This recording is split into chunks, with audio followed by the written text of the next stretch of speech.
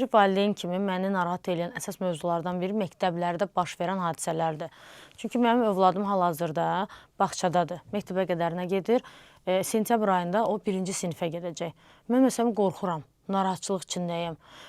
Son zamanlarda məktəblərdə baş verən hadisələr, silahla məktəbə gələn uşaqlar, uşaqların davası, bir-birini döyməsi, öldürməsi, yəni bunun o tərəfəsi yoxdur.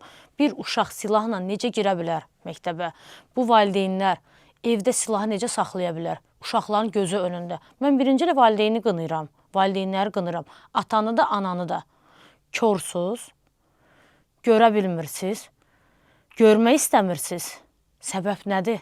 Övladlarınıza niyə sahib çıxmırsınız? Şərt o deyil uşağı dünyaya gətirəsən. Əsas odur ki, sən uşağa yaxşı tərbiyə verəsən, ailəvə də, cəmiyyətə də, insanlara da, dövlətə də faydalı, xeyirli bir övlad yetişdirəsən, şəxsiyyət yetişdirəsən. Bu önəmlidir.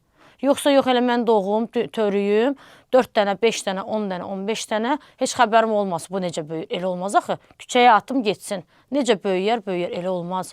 Baxırsan ki, bir çox hadisələr də normal ailələrdə baş verir, imkanlı ailələrdə də baş verir bunlar. Silah evin ortasında nə gəzir?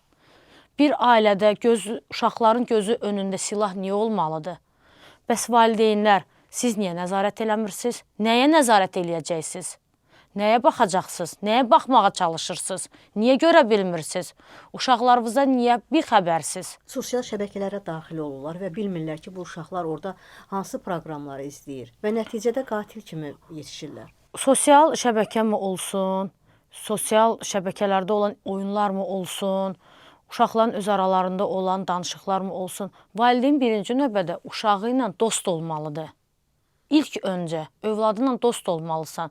Bir söhbət elə, bir danış gör, bunun dərdi nədir? Bu uşaq nə istəyir? Fikri nədir? Bəlkə sən ona bir çözəcəksən, bir problemini həll edə biləcəksən, bir içinə daxili dünyasına bir get, bax, gör nədir? Problem, məsələ nə yerdədir? Nəyə görə bir uşaq silahla gəlməlidir və uşaqları güllələməlidir? Onlara hücum eləməlidir. Demək ki, bunun problemləri var.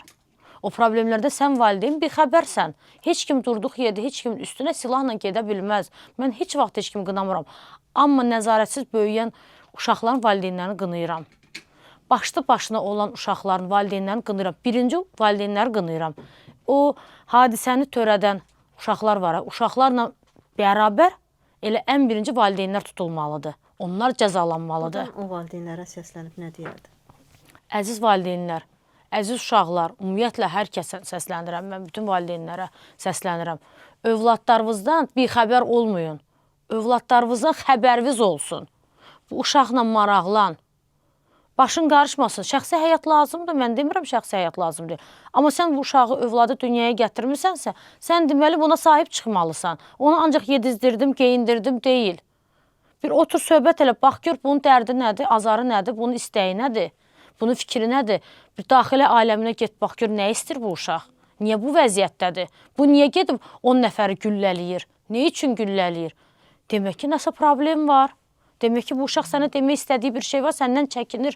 Sən ondan böyük bir məsafə qurmursan və yaxud da sən heç varaqlanmırsan, bivişsən. Mən elə bunu görürəm, mənim qonşularım uşaqlarında da var bu hadisələri görürəm. Ki, uşaqları atırlar çölə, elə doğdu, böyüyərlər də. Necə gələr, böyüyər. Necə oldu, böyüsün. Təki böyüsün. Elə deyil, təki böyütmək deyil məqsəd.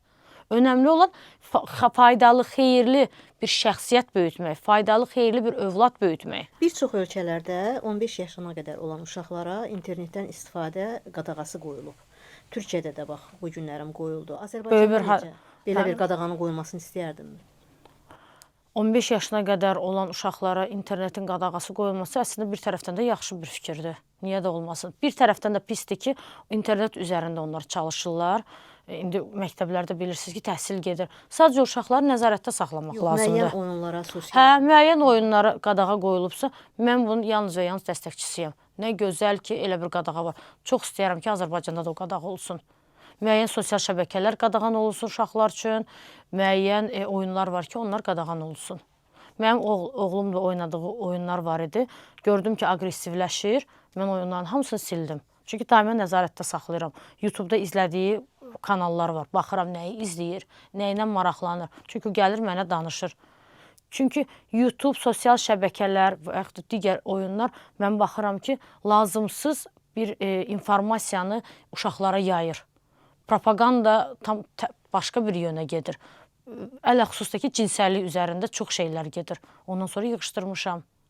Olmaz, nəzarətdə saxlamaq lazımdır uşaqları.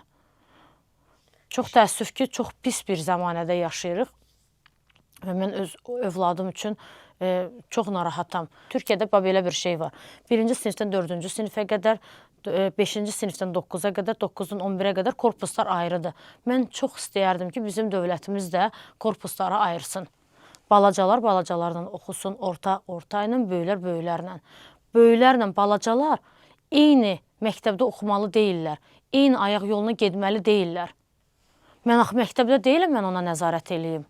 Müəllim də ondan bir yerdə daimə nəzarətdə ola bilməz. Məhz bizim Təhsil Nazirliyi bu qərar qəbul eləsəydi, çox gözəl olur. O sistem Türkiyədə var. Eyni sistemdə bizdə olmağını çox istəyərdim. Təşəkkür